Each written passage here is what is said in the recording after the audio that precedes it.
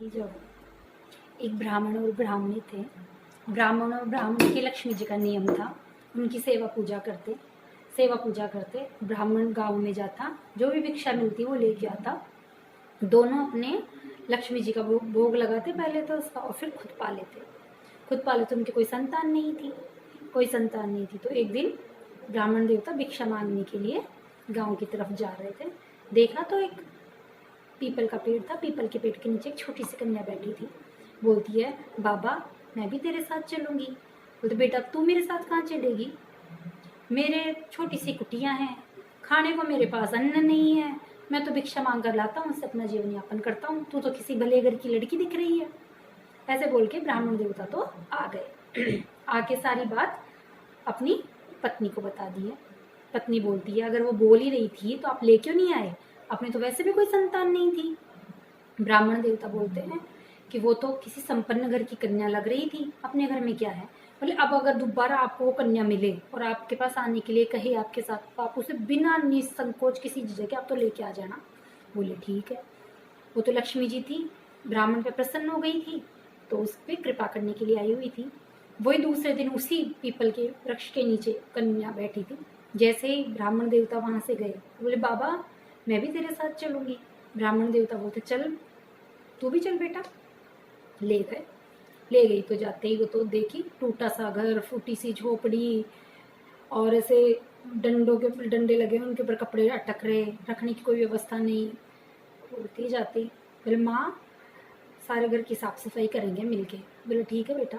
सारे घर की साफ सफाई करी, पीली मिट्टी लाई, गाय का गोबर लाई, सारे चौका बर्तन करके मकान जो झोपड़ी थी उसको तैसे खूब सुंदर सजा दी। अब बोलती, माँ मैं तो नहाने जाऊंगी तो मेरे को तो तू कपड़े दे पहनने के लिए। अब वो तो ब्राह्मणी तो सोच में पड़ गई, राम मैं कहाँ से कपड़े दूँ। बोले कोई बात नहीं बेटा, तू ऐसे कर, अंदर जाके देख, उस अलगनी के ऊपर कोई कपड़े टके होंगे तो तू पहन ले।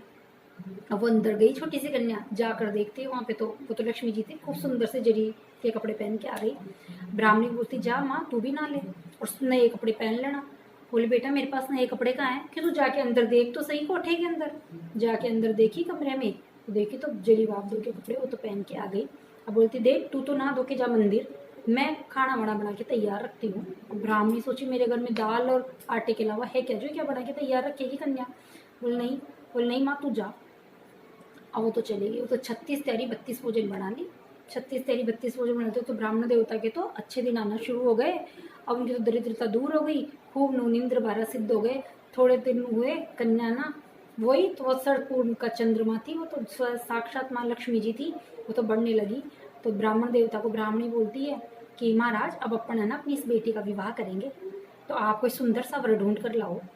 तो बोलती है, बोले भाई अब तेरी हम शादी करेंगे। वो बोलती है, देखो मैं लक्ष्मी हूँ, मैं तो नारायण की अर्धांगिनी हूँ, मेरा यहाँ पर वर नारायण के सिवा कोई दूसरा हो नहीं सकता। मैं तो आपकी भक्ति से प्रसन्न होकर यहाँ आपकी दरिद्रता दूर करने, आपको दर्शन देने आई हूँ। मेरे वर तो स्वयं साक्षात श्री नारायण ही हैं। तो बोले आज से जो भी मेरी ये कहानी कथा सुनेगा, उसके समस्त जन्म समस्त पापों के जितना भी दरिद्रता जितने भी पाप होंगे सब दूर होंगे। ये कहानी कहने से सुनने से सभी प्रकार के जन्म जन्म के पाप, जन्म जन्म की दरिद्रता दूर हो जाएगी। बोलो श्री लक्ष्मी नारायण भगवान की जय हो। श्रीमन नारायण नारायण नारायण, लक्ष्मी नारायण नारायण नारायण, लक्ष्मी